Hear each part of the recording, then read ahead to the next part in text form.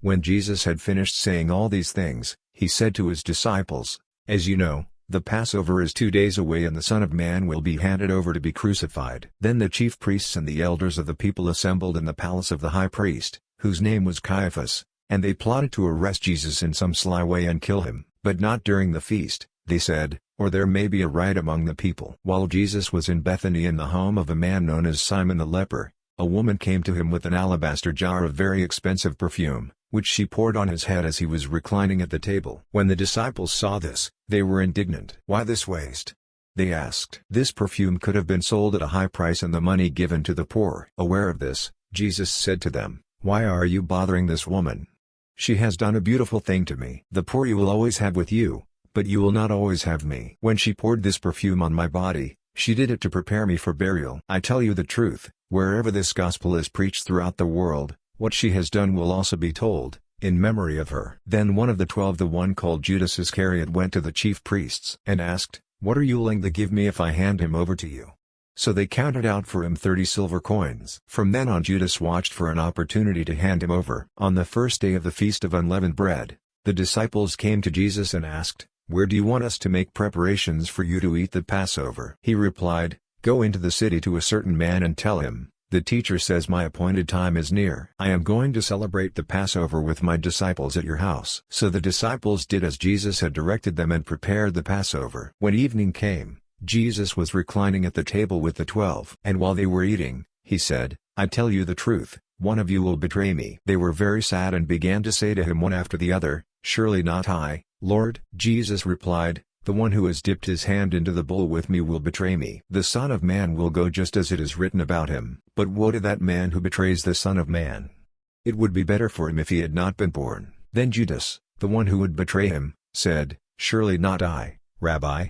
Jesus answered, "Yes, it is you." While they were eating, Jesus took bread, gave thanks and broke it, and gave it to his disciples, saying, "Take and eat, this is my body." Then he took the cup, gave thanks and offered it to them, saying, "Drink from it, all of you. This is my blood of the covenant, which is poured out for many for the forgiveness of sins. I tell you, I will not drink of this fruit of the vine from now on until that day when I drink it anew with you in my Father's kingdom." When they had sung a hymn, they went out to the Mount of Olives. Then Jesus told them, "This very night you will all fall away on account of me, for it is written, I will strike the shepherd, and the sheep of the flock will be scattered. But after I have risen, I will go ahead of you into Galilee." Peter replied, "Even if all fall away on account of you, I never will." "I tell you the truth," Jesus answered, "this very night, before the rooster crows, you will disown me 3 times." But Peter declared, "Even if I have to die with you, I will never disown you." And all the other disciples said the same. Then Jesus went with his disciples to a place called Gethsemane, and he said to them, "Sit here while I go over there and pray." He took Peter and the 2 sons of Zebedee along with him, and he began to be sorrowful and troubled. Then he said to them,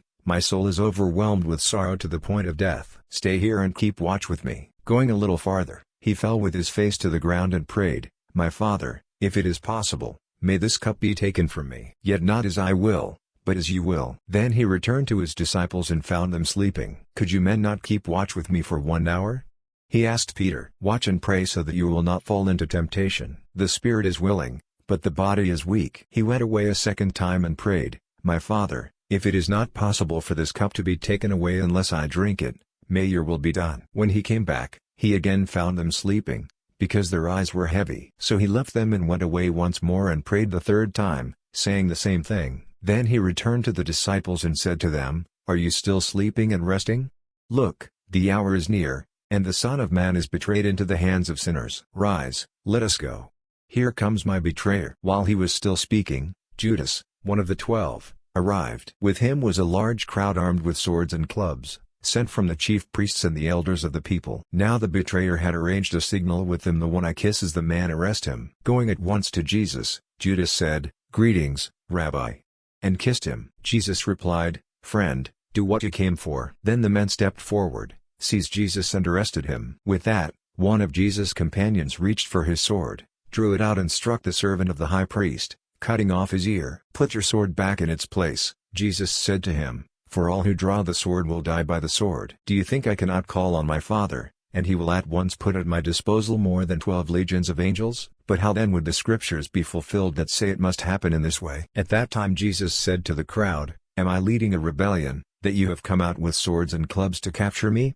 Every day I sat in the temple courts teaching, and you did not arrest me. But this has all taken place that the writings of the prophets might be fulfilled." Then all the disciples deserted him and fled. Those who had arrested Jesus took him to Caiaphas, the high priest, where the teachers of the law and the elders had assembled, but Peter followed him at a distance, right up to the courtyard of the high priest. He entered and sat down with the guards to see the outcome. The chief priests and the whole Sanhedrin were looking for false evidence against Jesus so that they could put him to death. But they did not find any, though many false witnesses came forward. Finally 2 came forward and declared, "This fellow said, I am able to destroy the temple of God and rebuild it in 3 days." Then the high priest stood up and said to Jesus, "Are you not going to answer? What is this testimony that these men are bringing against you?" But Jesus remained silent. The high priest said to him, "I charge you under oath by the living God, tell us if you are the Christ, the Son of God." "Yes, it is as you say," Jesus replied, "but I say to all of you, in the future you will see the Son of Man sitting at the right hand of the Mighty One and coming on the clouds of heaven." Then the high priest tore his clothes and said, "He has spoken blasphemy. Why do we need any more witnesses? Look, now you have heard the blasphemy. What do you think? He is worthy of death," they answered. Then they spit in his face and struck him with their fists. Others slapped him and said, "Prophesy to us, Christ. Who hit you?" Now Peter was sitting out in the courtyard, and a servant girl came to him. "You also were with Jesus of Galilee," she said. But he denied it before them all. "I don't know what you're talking about," he said. Then he went out to the gateway, where another girl saw him and said to the people there, "This fellow was with Jesus of Nazareth." He denied it again, with an oath, "I don't know the man." After a little while, those standing there went up to Peter and said, "Surely you are one of them, for your accent gives you away." Then he began to call down curses on himself and he swore to them, "I don't know the man." Immediately a rooster crowed. Then Peter remembered the word Jesus had spoken before the rooster crows, "You will disown me 3 times." And he went outside and wept bitterly. Early in the morning, all the chief priests and the elders of the people came to the decision to put Jesus to death. They bound him, led him away and handed him over to Pilate, the governor. When Judas, who had betrayed him, saw that Jesus was condemned, he was seized with remorse and returned the 30 silver coins to the chief priests and the elders. "I have sinned," he said, "for I have betrayed innocent blood." "What is that to us?"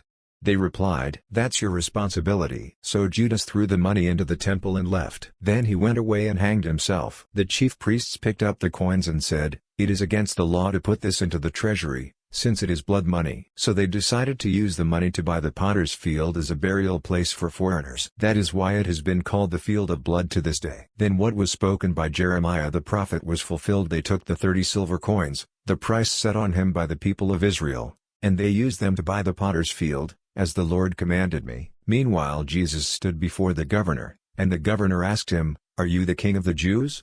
"Yes, it is as you say," Jesus replied. When he was accused by the chief priests and the elders, he gave no answer. Then Pilate asked him, "Don't you hear the testimony they are bringing against you?" But Jesus made no reply, not even to a single charge, to the great amazement of the governor. Now it was the governor's custom at the feast to release a prisoner chosen by the crowd. At that time they had a notorious prisoner, called Barabbas. So when the crowd had gathered, Pilate asked them, "Which one do you want me to release to you, Barabbas, or Jesus who is called Christ?" For he knew it was out of envy that they had handed Jesus over to him. While Pilate was sitting on the judge's seat, his wife sent him this message, "Don't have anything to do with that innocent man, for I have suffered a great deal today in a dream because of him." But the chief priests and the elders persuaded the crowd to ask for Barabbas and to have Jesus executed. "Which of the 2 do you want me to release to you?" asked the governor. "Barabbas," they answered. "What shall I do, then, with Jesus who is called Christ?" Pilate asked. They all answered, "Crucify him." "Why? What crime has he committed?"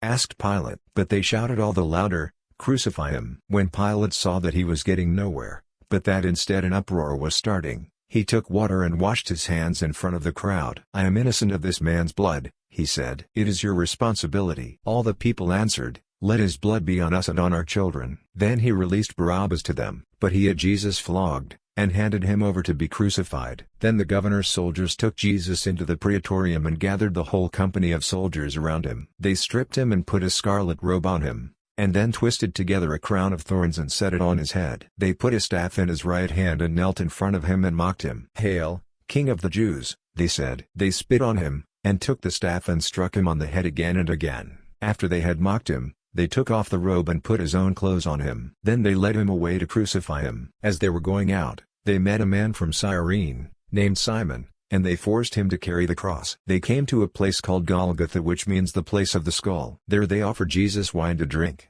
mixed with gall, but after tasting it, he refused to drink it. When they had crucified him, they divided up his clothes by casting lots. And sitting down, they kept watch over him there. Above his head they placed the written charge against him: "This is Jesus, the King of the Jews." 2 robbers were crucified with him, one on his right and one on his left. Those who passed by hurled insults at him, shaking their heads and saying, "You who are going to destroy the temple and build it in 3 days, save yourself. Come down from the cross, if you are the Son of God." In the same way the chief priests, the teachers of the law and the elders mocked him. "He saved others," they said, "but he can't save himself. He's the King of Israel. Let him come down now from the cross, and we will believe in him. He trusts in God. Let God rescue him now if he wants him, for he said, 'I am the Son of God.'" In the same way the robbers who were crucified with him also heaped insults on him. From the 6th hour until the 9th hour darkness came over all the land. About the 9th hour Jesus cried out in a loud voice, "Eloi, Eloi, lama sabachthani?"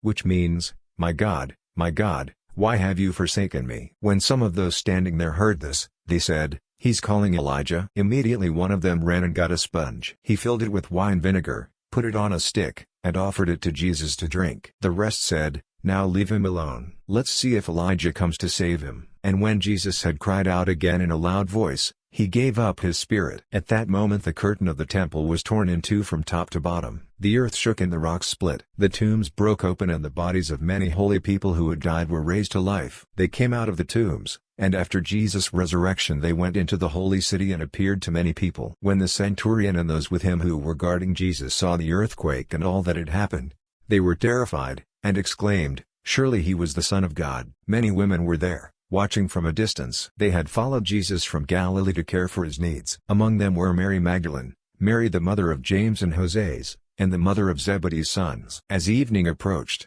there came a rich man from Arimathea, named Joseph, who had himself become a disciple of Jesus. Going to Pilate, he asked for Jesus' body, and Pilate ordered that it be given to him. Joseph took the body, wrapped it in a clean linen cloth, and placed it in his own new tomb that he had cut out of the rock. He rolled a big stone in front of the entrance to the tomb and went away. Mary Magdalene and the other Mary were sitting there opposite the tomb. The next day, the one after Preparation Day, the chief priests and the Pharisees went to Pilate. "Sir," they said, "we remember that while he was still alive that deceiver said, 'After 3 days I will rise again.' So give the order for the tomb to be made secure until the 3rd day. Otherwise, his disciples may come and steal the body and tell the people that he has been raised from the dead. This last deception will be worse than the first." "Take a guard," Pilate answered. "Go, make the tomb as secure as you know how." So they went and made the tomb secure by putting a seal on the stone and posting the guard. After the Sabbath, at dawn on the 1st day of the week, Mary Magdalene and the other Mary went to look at the tomb. There was a violent earthquake, for an angel of the Lord came down from heaven and, going to the tomb, rolled back the stone and sat on it. His appearance was like lightning, and his clothes were white as snow. The guards were so afraid of him that they shook and became like dead men. The angel said to the women, "Do not be afraid, for I know that you are looking for Jesus, who was crucified. He is not here, he is risen, just as he said. Come and see the place where he lay. Then go quickly and tell his disciples he is risen from the dead and is going ahead of you into Galilee. There you will see him. Now I have told you." So the women hurried away from the tomb, afraid yet filled with joy, and ran to tell his disciples. Suddenly Jesus met them. "Greetings," he said. They came to him, clasped his feet and worshipped him. Then Jesus said to them, "Do not be afraid. Go and tell my brothers to go to Galilee, there they will see me." While the women were on their way, some of the guards went into the city and reported to the chief priests everything that had happened. When the chief priests had met with the elders and devised a plan, they gave the soldiers a large sum of money, telling them, "You are to say, 'His disciples came during the night and stole him away while we were asleep.' If this report gets to the governor, we will satisfy him and keep you out of trouble." So the soldiers took the money and did as they were instructed. And this story has been widely circulated among the Jews to this very day. Then the 11 disciples went to Galilee, to the mountain where Jesus had told them to go. When they saw him, they worshipped him, but some doubted. Then Jesus came to them and said, "All authority in heaven and on earth has been given to me. Therefore go and make disciples of all nations, baptizing them in the name of the Father and of the Son and of the Holy Spirit, and teaching them to obey everything I have commanded you. And surely I am with you always, to the very end of the age."